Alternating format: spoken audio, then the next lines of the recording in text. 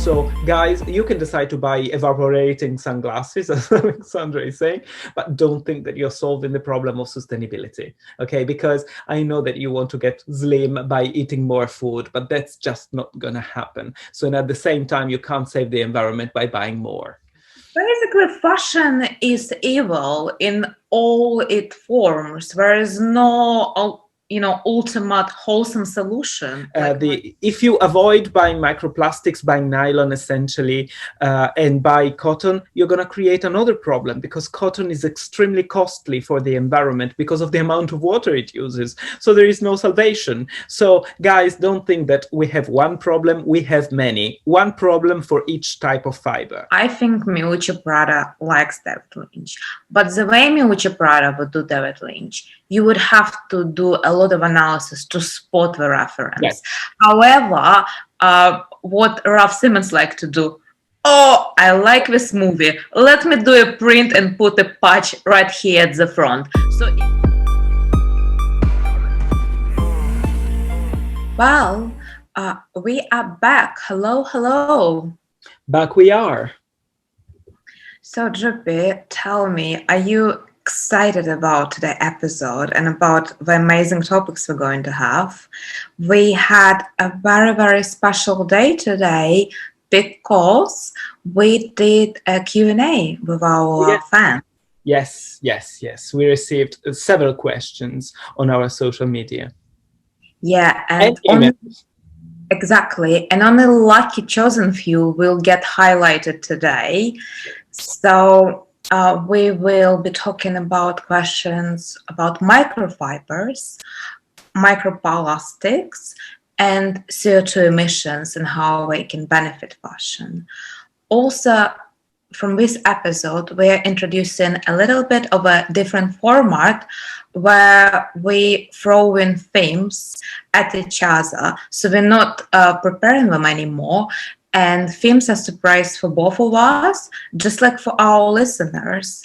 And the next topic will be Prada menswear collection. And surprise, surprise, Freemasons society and their visual symbolism. So, Drupi, tell me, what was the first question you've been asked this day? So I received a few questions, but one caught my attention because it's a hot topic now in fashion, which is microfibers, which, by the way, just little spoiler and little coming out, I'm wearing now.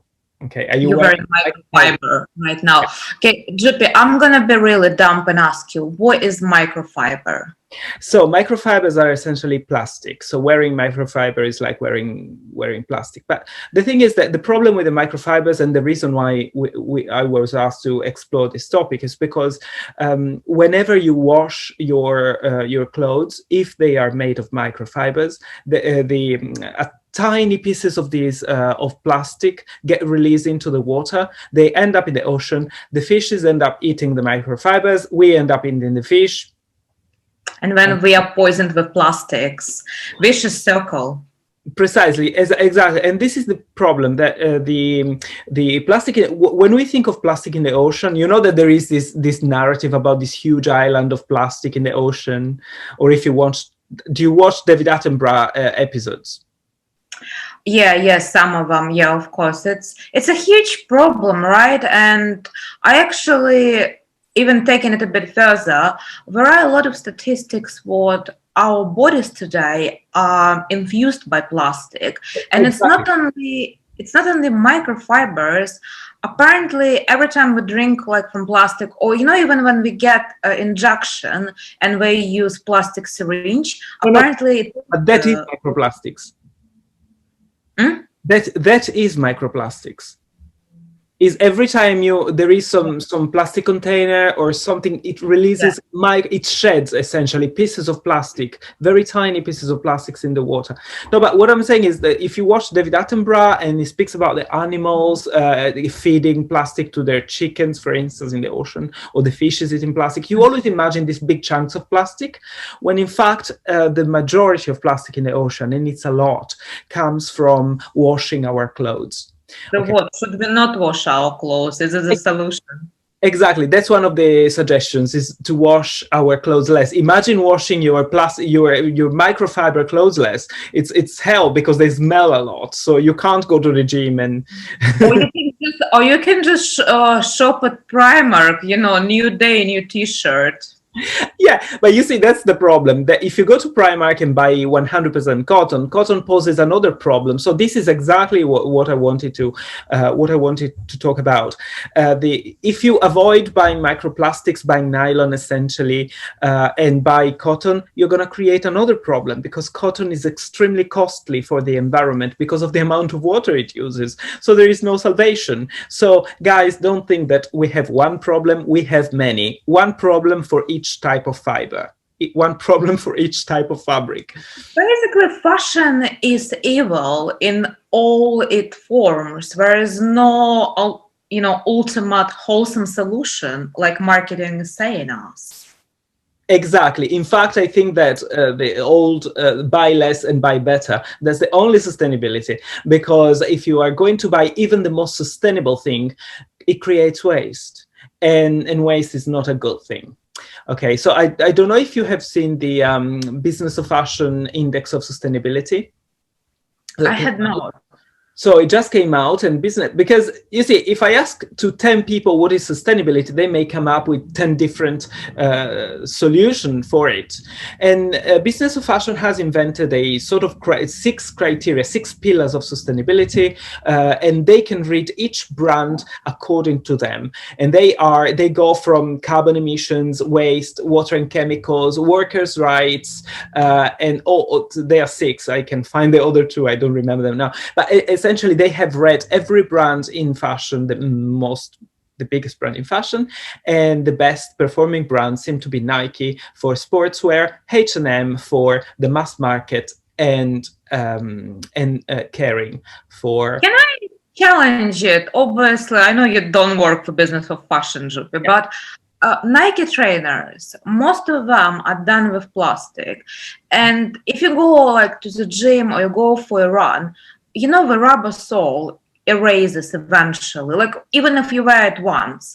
So surely all these plastic particles must be like flooding our environment everywhere. So how is that sustainable? Exactly. That's another problem, is that some scientists, we don't have much research because the studies on microplastic are very recent, but one of the problems is that some scientists even say that we breathe microplastics, exactly for the reasons you're saying.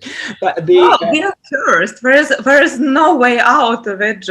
Like, we're just going to be taken over by plastic. Well, maybe it will make our skin look smoother. Plastic is quite small. Oh, if you inject it, it's certainly going to make it. Here we go. This is the solution I want. Next time I'm inhaling plastic, I want my Botox to automatically, or my fillers to automatically, go up my face. This is what they should be working on. They should be, yeah, exactly. I mean, implants go inside your body. Now, but the problem that you are highlighting is essentially the reason why Business of Fashion has introduced these 6 pillars of sustainability, is because, once again, now you were talking about Nike having this problem of plastic soles, which is, everything is true. Problem is that it's not the only criteria. So, for instance, Nike is more transparent than others. That's another criteria, is transparency. So if you take all the things that make sustainability, okay, transparency, water and chemicals, carbon emissions, waste, human rights, etc. If you put all of them together, then you get a sort of you can classify brands according to how sustainable they are. And I think that's a brilliant idea, because it's a micro, within the limits of fashion, is an objective way to evaluate the performance of brands. So I think this is pretty good. I'm always super suspicious when brands say we are transparent. How can we really know if a brand is transparent? Because at the end of the day, we can only really trust the data, statistics, and things they say. And it's like me saying, I'm a very conscious consumer. I only buy sustainable brands. But hey ho, you don't know what's hidden in a skeleton area of my wardrobe. Exactly, and this, as you probably know as much as I do, is going to be solved in the future by blockchain. Yeah, so blockchain could be a solution. But then again, blockchain, I'm in the mood of questioning everything today. Blockchain, the original data record is still filled in by a human. So nothing prevents them from, maybe tricking the supplier data or adding wrong destination for the original raw material from one country to another, Yeah. or from one country to another. Yeah, but you can. The thing is that it's still better than the current model, because the current model is vertical, so it hinges upon a system at the top, whereas blockchain is horizontal. So each piece in the chain of production, in the process of production, gets updated by each person, as you're saying, that works on that. So for instance, the person creating the fabric, and then the person stitching it, and then the person shipping it to the brand, and then the brand selling. Every piece automatically updates this sort of virtual passport for clothes, and it's easy to control everything if it's a pyramidal system. But if it's about single individuals that work horizontally, it's much more difficult to leverage them at an individual level. So you can probably control one of them, but controlling all of them is more difficult. Anyway, this is the future. We don't know how we are going to implement it yet in fashion, but it's certainly a promising idea for transparency. If we are alive by then and not full of plastic inhalation issues. Yeah, exactly. And if we have to be full of plastic, at least let's hope it's in the right places. Exactly, precisely, in our cheekbones and lips. That's it. That's what we want. So what about CO2 emissions? What another solution offered there? Yeah, so the CO2 emissions, because you see, that's probably the most common answer you would get when somebody talks about sustainability. Probably the most common answer is going to be, the CO2 emissions, the biggest problem, because it increases the temperature of our planet, and it causes disruptions of all sorts. Now there are a couple of brands now that are this technology did not start in fashion. It started in building in the sort of builders industry domain, which is trying to harvest CO2 to create concrete, to create cement.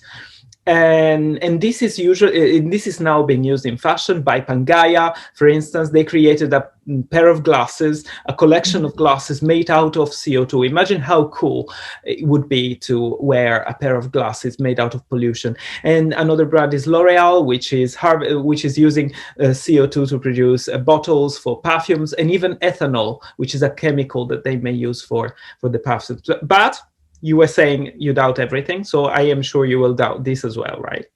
Well, what if it evaporates? Imagine paying a few £100 for this nice sunglasses, and then CO2 evaporates. Great performance, but questionable experience in the long run. Maybe after all, people are buying NFTs in digital fashion, so why not buy evaporating sunglasses? That's a very good plan. No, the problem with this is that is Pangaea launching it, and Pangaea is all about sustainability, and people really believe that Pangaea is about sustainability. The problem is that this is not a solution to anything. It sounds very cool, capturing CO2, but actually they are not really capturing CO2 from the environment, because we simply don't have the technology to do so.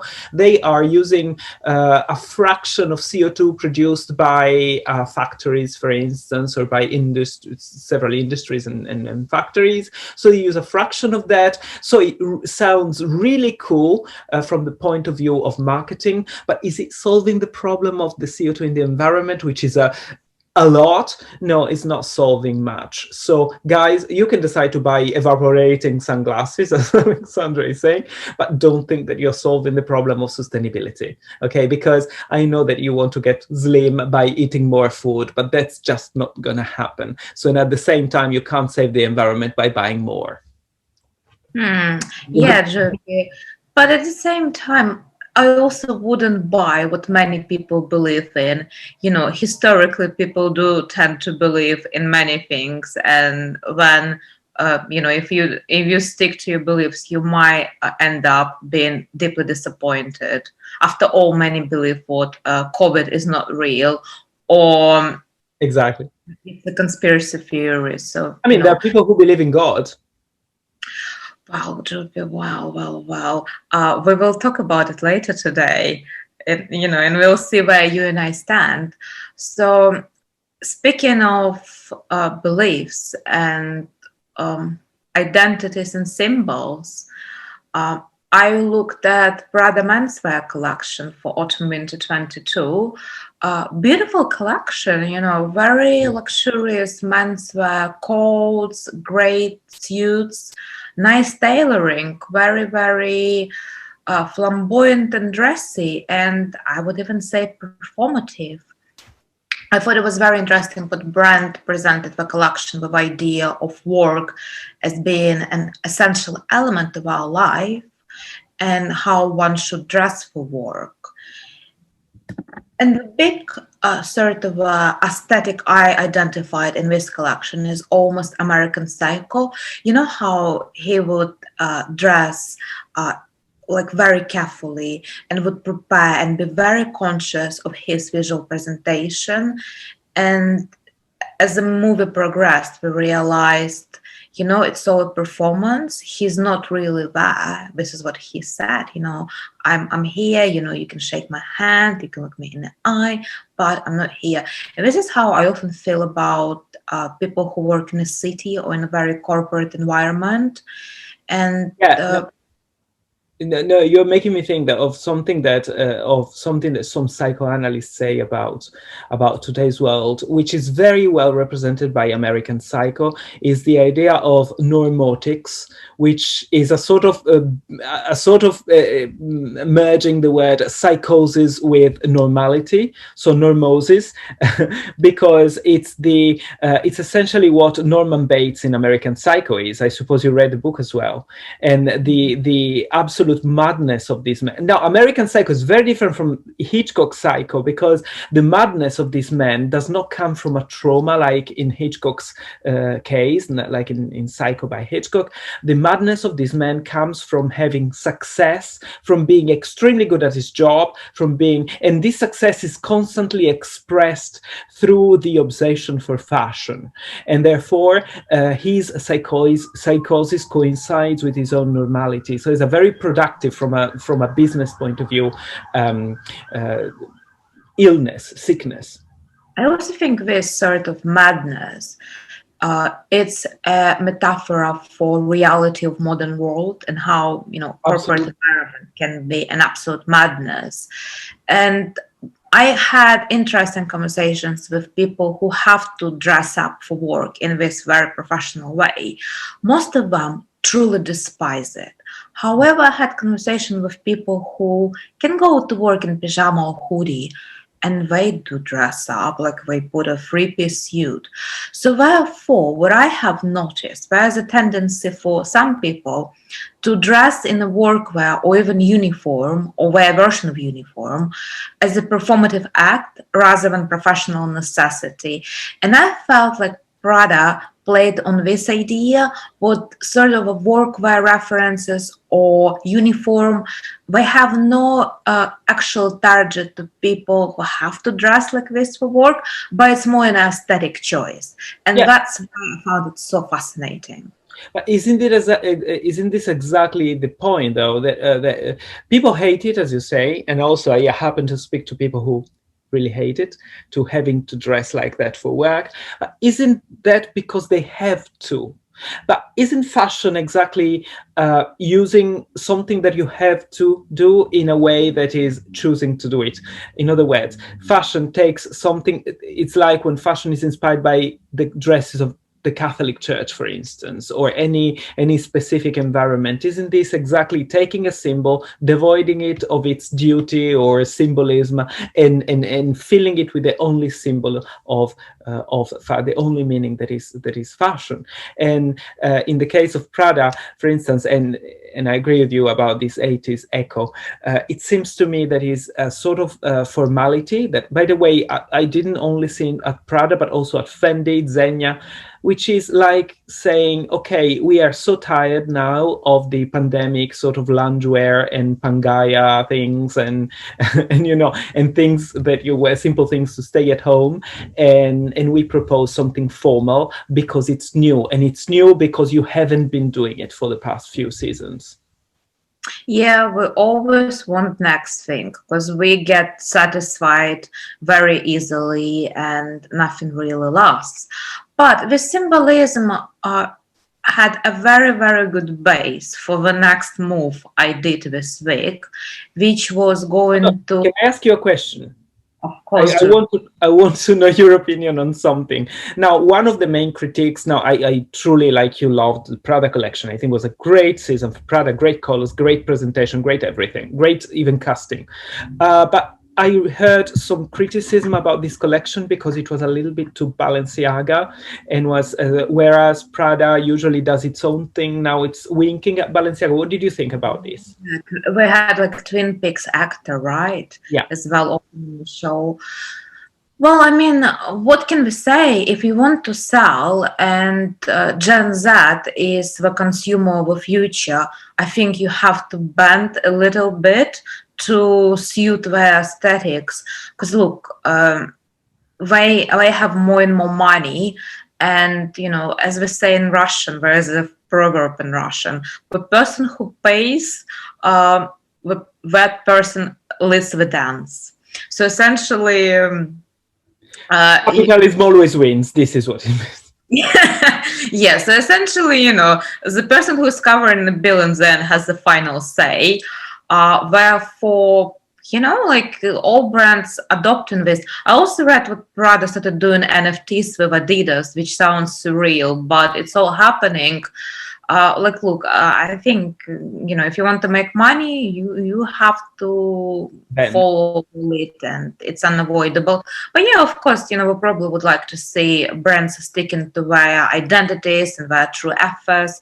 But come on, let's be honest. Balenciaga today is not really the Balenciaga which we would identify brand to be 10 years ago or 50 years ago. So things do shift.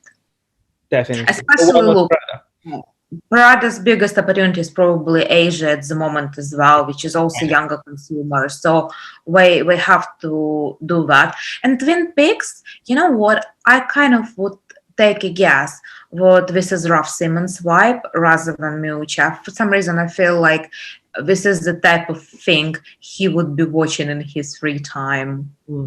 I think she likes David Lynch very much. I mean, Miuccia is somebody who, the Signora Miuccia is an unpronounceable name in Italy, but she really likes cinema very much. But one thing that I like about what you said is that also you, like me, you are not obsessed by who did it first. It doesn't matter who launches a trend first. It matters who leads it and who makes it work.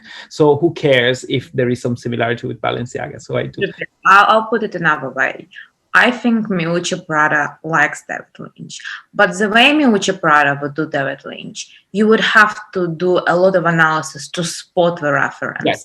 However, what Ralph Simmons likes to do, oh, I like this movie. Let me do a print and put a patch right here at the front. So if you're looking for reference, you don't have to look very far. Yeah, this is so true, because when Miuccia Prada did a collection inspired by Fassbinder's Petra von Kant, she did exactly what you're saying. You had to watch the collection 12 times before noticing some vague similarities because they're so transformed. Sorry, I cut you on the other topic that you wanted to discuss. Not at all. I think we had a great conversation. We would never had went to these dimensions and give a little bit of critique to Signora. But yeah, and having watched this collection, next thing I did, I went to Freemasons Hall in central London, which is a very interesting place. And just to explain to you how I link Prada and Freemasons. So it's a huge building in Covent Garden. And literally, if you stand next to the main entrance, there is a constant flow of men dressed in workwear, very formal, with similar briefcases, and one after another, they just walk in and disappear in the labyrinth of that incredible building. And obviously, it's how they market themselves these days. They say, we are not a secret society, we are society with secrets. I think, it's a great idea even for fashion or any sort of a contemporary narrative. What is inside? Because I have always wanted to go, but for some reasons I never entered the building. What's inside? What do you find inside? So as a plain member of public, you can go and see their museum, where we kind of show a bit of history and some sort of ceremony and meanings. But essentially, they let you see their identities or values like integrity, charity, being a good person, blah, blah, blah. They kind of show you different symbolic. For me, I think what you really understand, first of all, the society probably is so successful because they really know their branding. It's almost like Prada logo. So it based on the stone, I think, builders essentially deal. That's what maçon means in French. So it's the word that means builder in French. Yeah. You have like this sort of a geometric symbol, which is their key brand logo. But then everything is full of little symbols, and there's a lot of this surreal checked flow, almost like David Lynch aesthetic. And in order to become one, we tell you about the rituals. They put you in a coffin, they blind you. It's insane. And after I've spent some time there, you can go to their library. You can't go to the areas where they have actual live activities, but you can also see they all wear aprons, huge necklaces. I think it's almost like fashion, very performative. And it looks like you suddenly being exposed to some ultimate truth, some knowledge. And because we have these rituals, you end up feeling like you went through some process. You didn't just find out about it. You had the privilege to become one. Yeah. And before it was only for men, like any members club. Now it's for women. And I tried to talk to some people working there to get an idea, how can I become one? After all, I thought aesthetically, it's a very pleasing environment. After all, why not? So of course you have to make a huge financial fee, joining fee contribution. But yeah, I mean, a friend of mine joined recently. A friend of mine joined. Right. Well, how was it? I am very fascinated. In a coffin. He's no, I don't know that, because I don't know if he had this rite of passage. Also, you have many rites of passage when because you enter as a standard member and then you grow inside. I don't agree on one point, which is the fact that it's like fashion. I mean, fashion uses symbols, but the moment in which fashion adopts a symbol, the symbol stops existing as a symbol and becomes an aesthetic sort of signifier. So because Gucci used the Freemason symbols in some past collections, I think even Valentino in some of them. I even had one student writing about it actually a couple of years ago. And but I want to say one thing. You were talking about how the Freemasons are not a secret. How did you put it? Not a secret society? They are not a secret society. They are a society with secrets. Yeah, but actually the problem with the Freemasons is that it's true that the majority of it is like an iceberg. It's like an inverted iceberg. You have the majority of it that is visible, and usually you have some segments of it that is not visible. And I'm saying this because in Italy, the Italian society, which is not as important as the British one, but there is a very old sort of tradition of Freemasons in Italy as well, like in France and in Britain.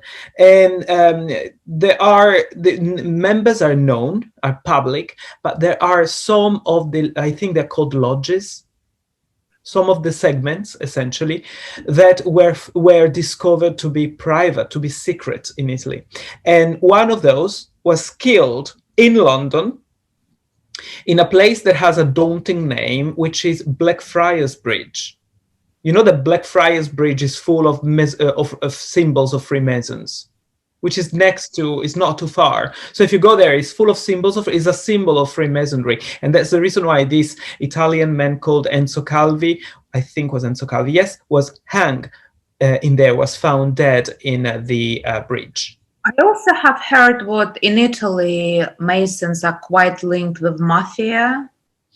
Yeah, I'm not very knowledgeable about the links between Freemasons and Mafia, but essentially it doesn't surprise me because they are structured in the same way. The Mafia in Sicily, the Camorra in Campania, and the Sacra Corona Unita in a different region, in Apulia, I think. Yeah, and those are all organized like Freemasons, so it wouldn't surprise me at all. Oh, well. Anyway, Juppie, would you ever consider joining them? No.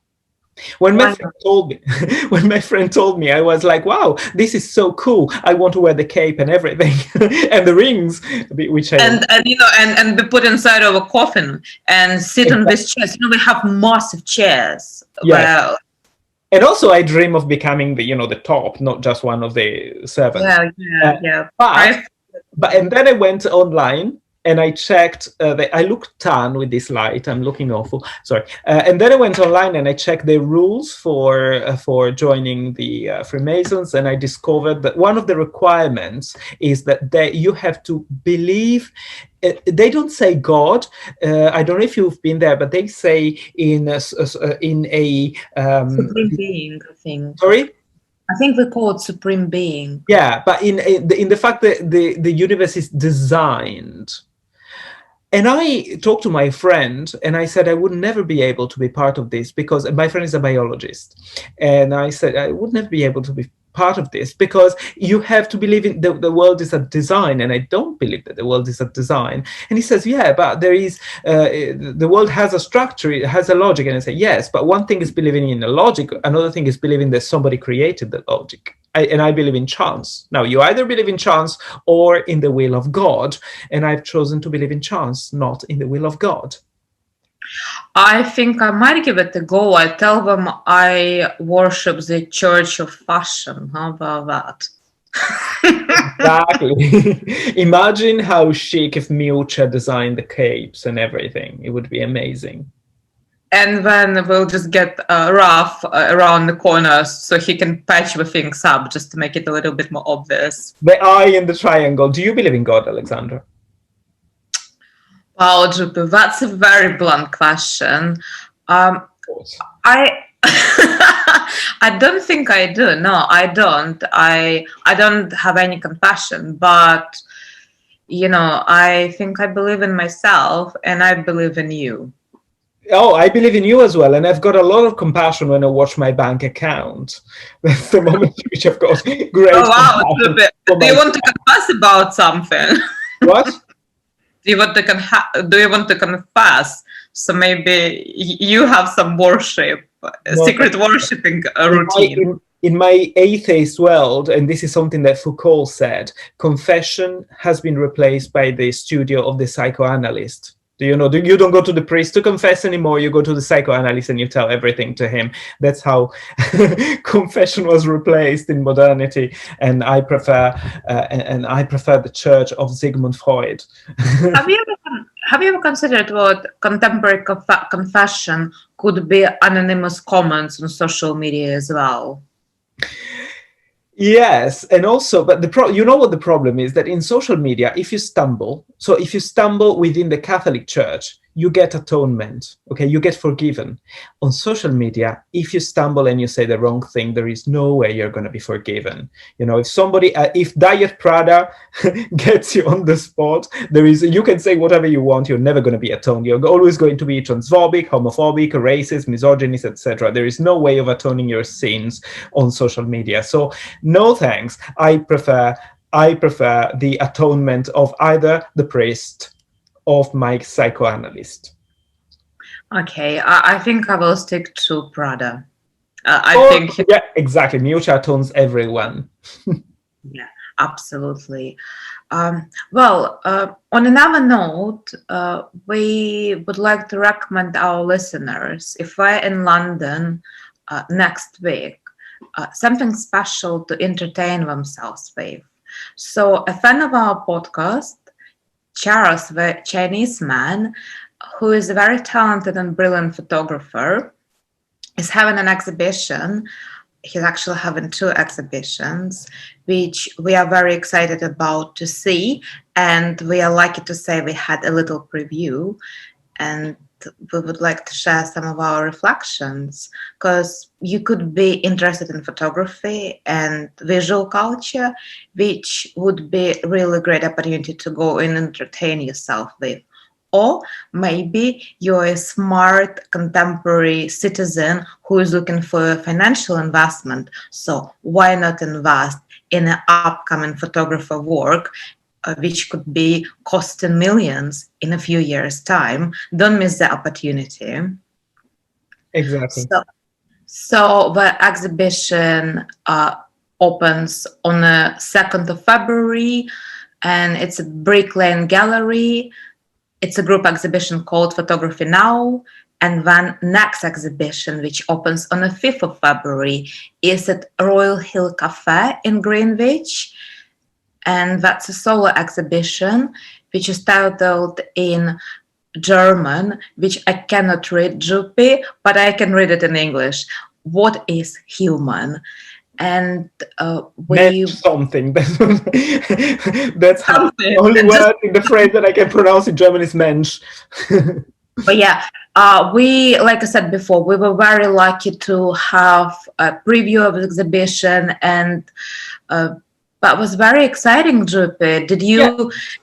Let's introduce him. Let's introduce Charles, the Chineseman, with this. The interesting thing is that he chooses a very the most stereotypical name. No, he's Chinese, so Charles the Chineseman, but he is the least stereotypical person in the world. Meaning that he even as a person and as a photographer, he challenges every possible assumption. His style I would define as so essentially for Charles is almost as the world is a huge free stage, a stage about which you don't have to pay any ticket, unlike the film or theater performances that you may go to watch. However, in the world you can find moments of truth that no movie and no theater can offer you. In this sense, it reminds me a little bit of Besson, his style, because it's almost like he's always in the city. Also, he only does analog photography. He's always in the city or in the cities of the world, trying to capture moments, fleeting moments usually, and that's the beauty of, I think, of what he does. Sometimes he shoots in black and white, sometimes in colors, but one thing that is always at the center of his inquiry, seems to me, is the fleeting moment that doesn't last for longer than a second. So only if you have the eye of a photographer you can capture. Because I think that there is a phrase that I've studied when I did my photography courses at university, my history of photography courses, that I see here, is the fact that the photographer doesn't photograph what he sees. He sees what he photographs. So the perspective of a photographer is always through the camera. Okay, he's never looking for a truth. He doesn't see truth unless he has a camera in front of himself. It's almost as an extension of the body, and that's what seems to me. It's what I think is about. And it's quite phenomenal what he notices, little details which most people just walk by, such as maybe like street markets or people doing something in public places. It's not the things we usually pay attention to, but we experience them every day. And I think he kind of brings our attention to these elements which often just pass by, which is beautiful in its own sense, and he definitely has his very specific style and aesthetic. So again, we do encourage our listeners next 2 weeks, if we're in London, to go enjoy these beautiful images And collect. and collect them. Yes, after all, don't collect NFT, collect photography. Oh, totally. Don't collect something that could create a financial bubble tomorrow. Go for the secure market of photography. Another thing that I want to say, though, about Charles's work is that he's got this very peculiar approach that he zooms into the lives of people, in the sense that he gets very close to the people he takes pictures of, and usually those are people he doesn't even know, and he violates the sacred space that has been created, the secret bubble that has been even reinforced in our lives. Not only because in London the intimacy is like not 1 meter, but is at least 10 meters. If you cross 2 meters, Juppie, 2 meters apart, keep the distance. That's for COVID, but I mean that in London the idea of intimacy is much larger, and he constantly violates that. And it's really what captures my attention is the way in which he violates this space constantly, because he needs to come very close to his models. Let's talk about them as models, even though they are just common people. And yet he manages to make them look natural at the same time. So he violates the space, but you don't get this sense of violation when you look at the pictures. So just Google him and see his work, and possibly go and see the real exhibition. Yeah. And this is what we're going to be doing next week as well. So if you would like to find us in real life, in person, Brick Lane Gallery and Park Hill Greenwich Cafe, this is where you can find all of us. Yeah, unless you hate us and you want to beat the hell out of us, in that case, don't go. But if you want to be friendly and say hi, then it's the moment to go. Or maybe you want to ask us a question for next Q&A. We do encourage all our listeners to send us their questions. Also, don't forget to follow us. Please write any reflection and feedback under our channel, and we might pick on you and answer, or maybe comment or critique anything you tell us next week. So be very careful with what you say. I mean, we've got an email, we've got a KGB Culture Gone Bad email, we've got Instagram accounts, we've got YouTube, we've got everything. So you have 110 ways to insult. Don't give everything away. we have to keep some mystery. We're not that accessible. Not very accessible, no. Unless you want to physically assault us. But if you want to just insult, that's okay. We know we have a vocabulary to answer back. Just be aware. She's Russian. Oh, wow. Now, let's not get nationalistic here. Well, on this note... Tell the Ukrainians. On this note, all I can say, stick around, and we will tell you how bad the culture goes next time.